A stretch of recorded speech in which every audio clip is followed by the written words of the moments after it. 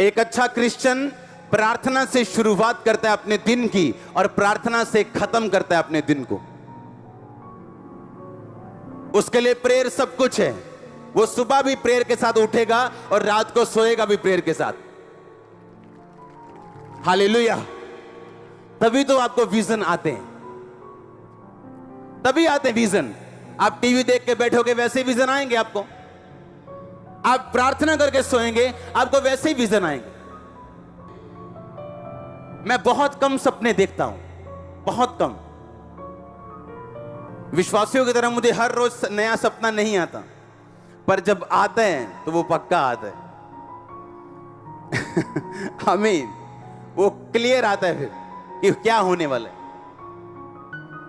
सुलेमान को सपना आता है कि परमेश्वर कह रहा है मैं बुद्धि दे रहा हूं। मेरे को सपना आता है एक दिन और मैं अपने पेट को, अपने पालतू जानवर को देखता हूं बड़ा हुआ और अगले दिन वो गुम जाता है। उसी दिन, अगले दिन नहीं, अगर 12-1 बजे सपना आया तो उसी दिन वो गुम जाता है।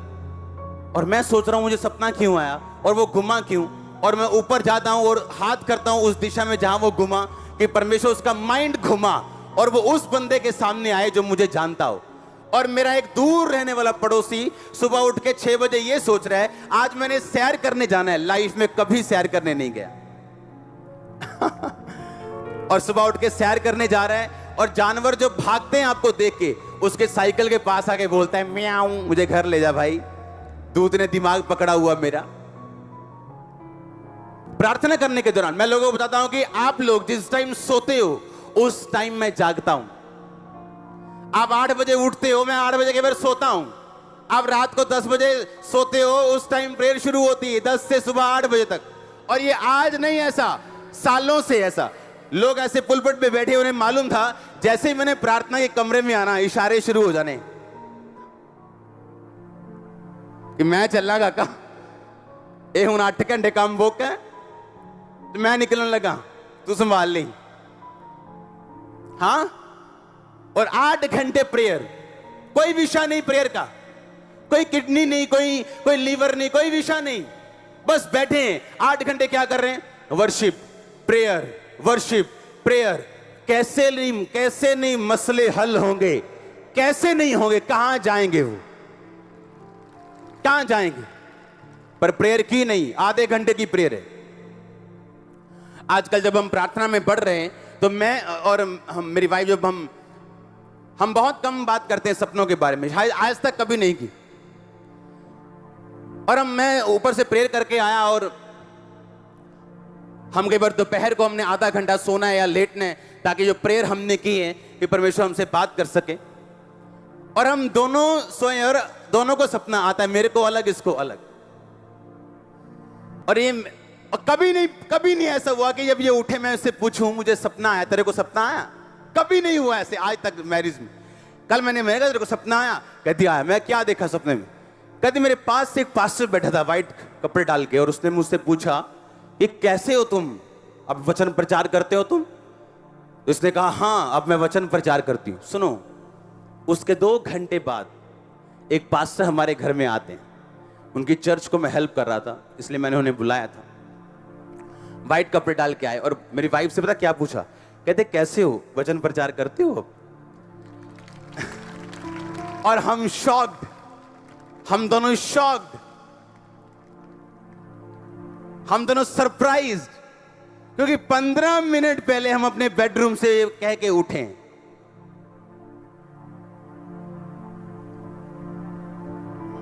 हालेलुया। और मैंने उसको बताया कि जो वचन का मसा तू मांग रही है वो खुदा ने दे दिया तेरे को कल। ये सपने का मतलब ये था। हालेलुया। ऐसे ही मुझे हीलिंग मिली है, ऐसे ही मुझे प्रीचिंग मिली है, ऐसे ही मिला मुझे सपने में। 90% चीजें मुझे ड्रीम्स में मिली मेरी लाइफ में। पर आज सपना आएगा कैसे? आज पुर्णिया जो है, बूढ़ा जो है आत्मा में, वो सपना देखेगा कैसे? क्योंकि सारा दिन तो पबजी चल रही है, सारा दिन तो व्हाट्सएप चल रहे हैं, सारा दिन तो मैच चल रहे हैं। तो कैसे देखोगे? तो कैसे सपना देखोगे? कैसे ड्रीम देखोगे, कैसे विजन देखोगे? आएंगे ही नहीं आपको, क्योंकि आप अपनी स्पिरिट को रेडी नहीं कर रहे हो कि खुदावंद आपको सुपरनेचुरल वे के साथ छुए और वो आपके ड्रीम्स में आए, या आपसे सुपरनेचुरल तरीके के साथ बात करे, या आपको छुड़ाए। आप उसको मौका नहीं देते हो। आपकी प्रेयर लाइफ इतनी कमजोर है कि स्वर्गदूत आपकी लाइफ में एंटर नहीं कर सकते। आपके 2 घंटे भी प्रेयर नहीं, सोचो कैसे विश्वासी हो आप। यीशु मसीह ने कहा, लंगड़े चलाने की सामर्थ 12 चेलों को देने के बाद, ओके, मुर्दे जिलाने की सामर्थ देने के बाद, सब कुछ देख लिया, दिखा दिया, पावर देख ली, कहते कितने लोग थे? अच्छा बताओ, जो जब यीशु मसीह स्वर्ग पे गए कितने लोगों ने देखा था? कितने? 500 और 5 नहीं, 500 से अधिक चेले थे जिन्होंने यीशु मसीह को स्वर्ग पे जाते देखा था। 500 से अधिक चेले थे जिन्होंने यीशु मसीह को जीवित स्वर्ग पे जाते देखा। यीशु मसीह ने एक ही बात बोली। यीशु मसीह कहते, मेरे भाइयों, मेरे बेटों, तुम यरूशलेम को मत छोड़ना, मेरी प्रतिज्ञा की बाट जोना कि खुदावंद का आत्मा स्वर्ग से उतरेगा और तुम सामर्थ पाओगे और तब तुम गवाह ठहरोगे। हालेलुया। सुनो ध्यान से, कितने लोगों को बोला था? 500 से अधिक। 500 लगा लो। जब 500 से अधिक लोगों को बोला, आप जानते खुदा ने क्या कहा? कि बाट जोने का मतलब क्या था? कोई रस्सा निकाल के बैल की तरह जोना था?